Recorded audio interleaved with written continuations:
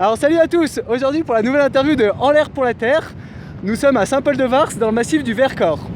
Alors cette fois nous allons vous parler d'une aventure incroyable qui est tout à fait dans les thématiques de En l'air pour la Terre car c'est un tour du monde zéro carbone. Alors pour ça nous sommes accompagnés de Olivier Père, un ami parapentiste qui va nous raconter son super projet En route avec elle. Alors salut Olivier. Salut. Donc est-ce que tu peux tout d'abord nous présenter ce qu'est En route avec elle? Eh ben, En route avec elle, c'est un tour du monde qui se veut zéro carbone, en tout cas zéro carbone pour avancer. C'est donc un tour du monde sans moyens motorisés. D'accord. Et comment t'es venu cette idée du projet?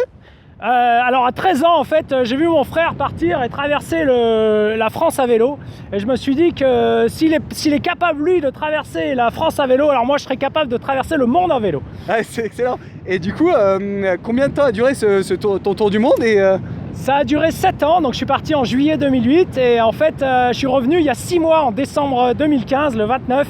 D'accord. Après avoir fait 105 000 km, dont 65 000 à vélo et 40 000 en voilier. Ah ouais, c'est excellent. Et du coup, quels sont les moyens de transport que tu as utilisés pour être dans cette optique zéro carbone? Alors, faire un tour du monde en vélo, en fait, le problème, c'est que on a les océans à traverser. Un vélo, ça coule. Donc, il fallait trouver un moyen pour traverser les océans. Non pas en avion, mais avec un moyen non motorisé. Et mon choix s'est porté sur le voilier stop. D'accord. Un moyen qui m'a permis aussi de ne pas dépenser, de ne pas avoir un budget trop élevé. C'est ça, parce que pour 7 ans de tour du monde, ça doit être... Effectivement, faut faire gaffe au budget. C'est le D'accord. nerf de la guerre. Donc j'ai profité des grands flux de voiliers. D'accord. Touristiques, saisonniers en fait. Donc ça m'a donné une contrainte saisonnière et géographique. Et j'ai traversé les Canaries, donc l'Atlantique, des Canaries jusqu'au Brésil et ensuite du Panama jusqu'en Asie, sur à peu près 28 différents voiliers et 28 différents capitaines, dont quelques-uns étaient bien ronchons et d'autres super sympas.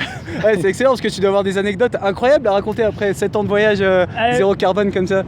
Effectivement, donc 7 ans, ça m'a amené dans plein de diversité de choses diverses à voir, à rencontrer, donc des gens, des paysages, etc. Donc notamment, je vais vous raconter, je vous amène en Bolivie en 2009.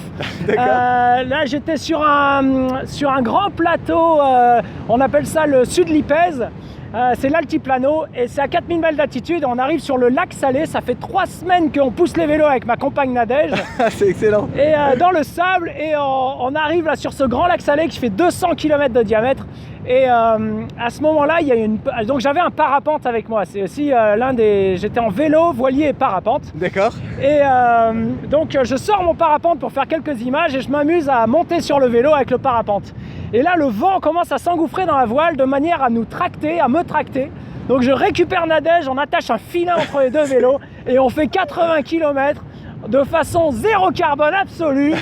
Et c'était extraordinaire, on a pu ne pas pédaler sur ces 80 km. C'est excellent, et parce qu'en fait cette limite zéro carbone que tu t'étais fixée, est-ce qu'elle a été contraignante ou est-ce qu'elle t'a permis d'être plus imaginatif ou développer des choses extraordinaires comme ce transport en commun zéro carbone? Justement, il y a une énorme contrainte, on peut se dire de façon intuitive que c'est contraignant de faire du zéro carbone, mais en fait ça nous a amené ça m'a amené à réfléchir à des choses différentes, à aller dans des régions que les autres cyclistes disaient que c'était nul, c'était pourri. Et en fait, j'ai fait de là-bas des rencontres extraordinaires ou alors justement, ça a été l'invention de ce vélo parapente ou alors d'aller sur des voiliers qui ont des histoires incroyables. Donc en fait, ça apporte... en fait, le zéro carbone s'est sublimé dans des choses absolument incroyables et nouvelles. Et du coup, ça a amené une plus-value dans ce voyage. Et je recommande de faire des voyages plutôt que d'utiliser l'avion, plutôt que d'utiliser les réflexes en fait motorisés, d'utiliser des moyens, pourquoi pas zéro carbone, donc en zéro impact sur l'environnement, et du coup de là enrichir son voyage avec quelque chose de complètement original. C'est clair, et parce que vraiment ce voyage de 7 ans zéro carbone, ça a dû te donner une vision de la vie, une vision des choses complètement différente maintenant, et vraiment qu'il faut protéger un peu notre planète, essayer au maximum d'émettre de moins en moins et d'avoir une vie plus durable.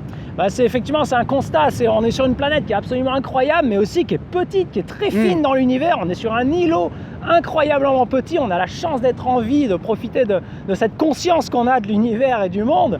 Alors il faut en faire quelque chose et il faut surtout, aujourd'hui j'ai pu voir moi de mes yeux des tas d'environnements qui sont dévastés, etc. Donc l'homme a un impact réel et énorme et à mon avis il faut commencer à réfléchir à avoir moins d'impact, effectivement. Et du coup, pourquoi pas dans le tourisme, dans l'aventure, ça s'applique aussi, mais aussi autrement dans la vie de tous les jours. C'est clair. Et du coup, maintenant, quels sont tes projets depuis que tu es rentré? Je crois que tu as écrit un livre, il me semble. Effectivement, donc là je suis sur l'écriture du récit de mon voyage, donc qui a duré 7 ans, ça s'appelle En route avec elle, évidemment, le livre.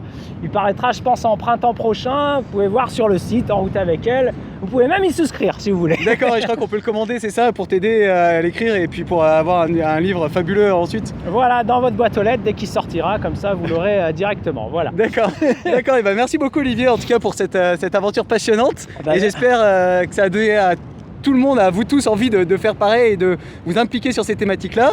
Et du coup, on se retrouve bientôt pour de nouvelles interviews en l'air pour la Terre. Merci beaucoup. Écoute, grand merci pour ce vol superbe qui fait voir une magnifique région près de chez moi, avec un autre parapentiste derrière qui fait des tas de cabrioles. Bon, on va essayer d'en faire. Bon, bah à bientôt alors. À bientôt. Salut.